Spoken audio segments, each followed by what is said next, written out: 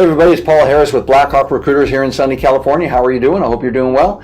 As you may know, I run an executive search firm that specializes in the telecom infrastructure space, and last week I was at a great trade show called DASpedia in the San Francisco Bay Area. If you were not able to make it, in the very next few minutes I'm going to do my best to kind of make you feel like you were there, tell you kind of what happened, what the topics that were covered, who the speakers were, etc.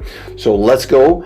Here it is. So this is DASpedia. It was actually in San Ramon, California. It was not in San Francisco. People always say, hey, Paul, I thought your office is in San Francisco. Isn't that where everything happens in telecom? Well, everything happens in wireless infrastructure in the office park that my office is located in, with companies such as AT&T, Sprint, Bechtel, Black & Veatch, Exec, Mobility. Ericsson is down the road this way, and Verizon and T-Mobile are down the road that way. So it's kind of a hotbed of wireless infrastructure. It's why I put my office there. As I always say to people, I only look stupid. I'm not really. So anyways, you guys, DASpedia. So what is DASpedia if you're not familiar? It's all about DAS and small cell, and this trade show and event was all about the deployment of 5G network from the carrier side. What's the challenges, what's the status, etc. It was ran by Soyola, who's the managing director of DASpedia. Always does a great job, gets great speakers. Not so sure how he does that, but he does. This was not like a 25,000 person trade show or even a 2,500. It was actually about 250 people, made for great networking.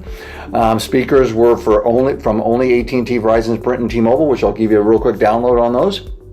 So, you guys, the morning started with an actual training, which was for kind of all the real smart people, right? A bunch of engineers. It was actually put on by Ivan Mitkov. I wasn't there, but from what I heard, he did a phenomenal job, and everyone that attended the training got a lot of value out of it. He's the principal implementation engineer for Verizon.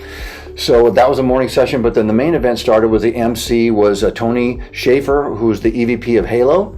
And his speech was all basically about timing and geography. So in other words, which carriers are launching 5G in which markets and when. So I won't kind of bore you with that, but you can kind of, I'm sure you've read of kind of all of what's going on with that. So he did a great job, and the title of his speech basically was "It's Here," right? In other words, 5G is maybe not coming someday; it's actually here. So Tony did a great job.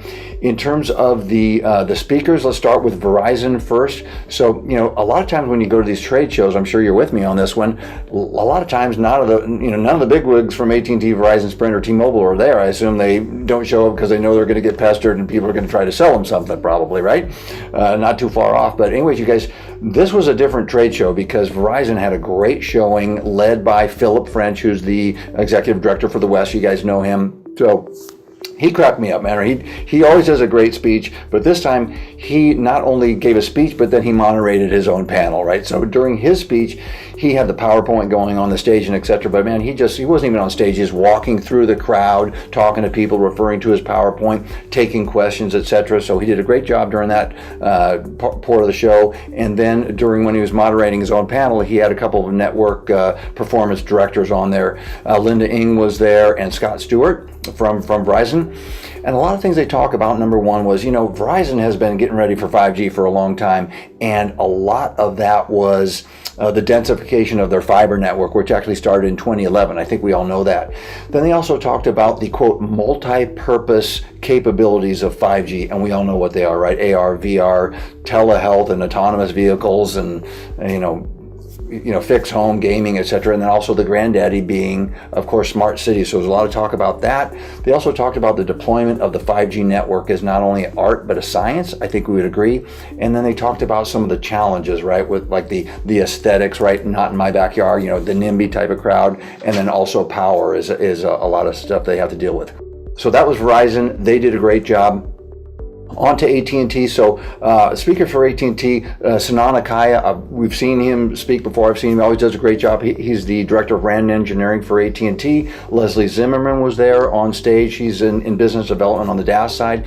And the moderator was a gentleman named John Morris, who's with a company called Fifth Utility Solutions. And actually, he was an AT&T employee for 20 years. So this was like a reunion for these guys, basically.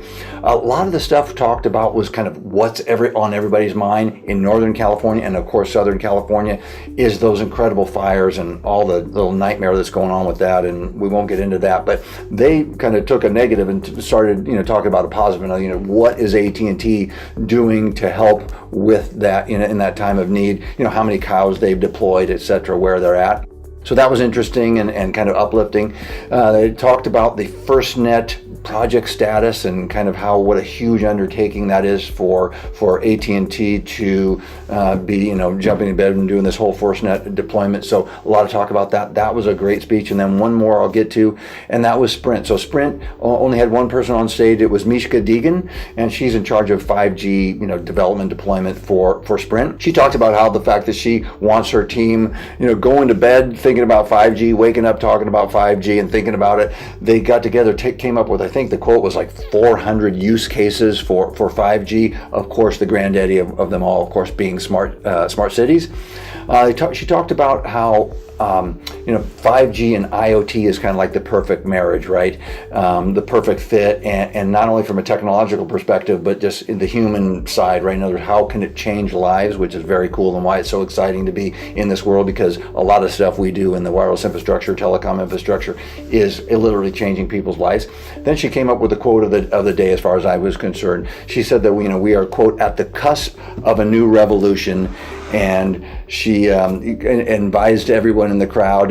She kind of told us that she teaches her people, and I think she was trying to teach us basically to, quote, be curious, always be thinking, be curious, ask questions, try to think of solutions and use cases that no one else thought of to kind of change people's lives. So anyway, guys, it was a great show, great speakers, great content, great networking. So I want to try to just kind of, like I said, make you feel like you were there.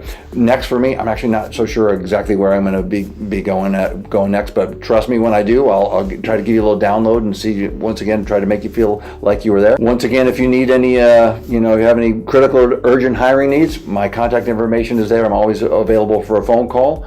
Until next time, you guys, hope this helped. Hope you got a little something out of it, and I'll see you next time. All right, you guys, talk to you soon. Bye-bye.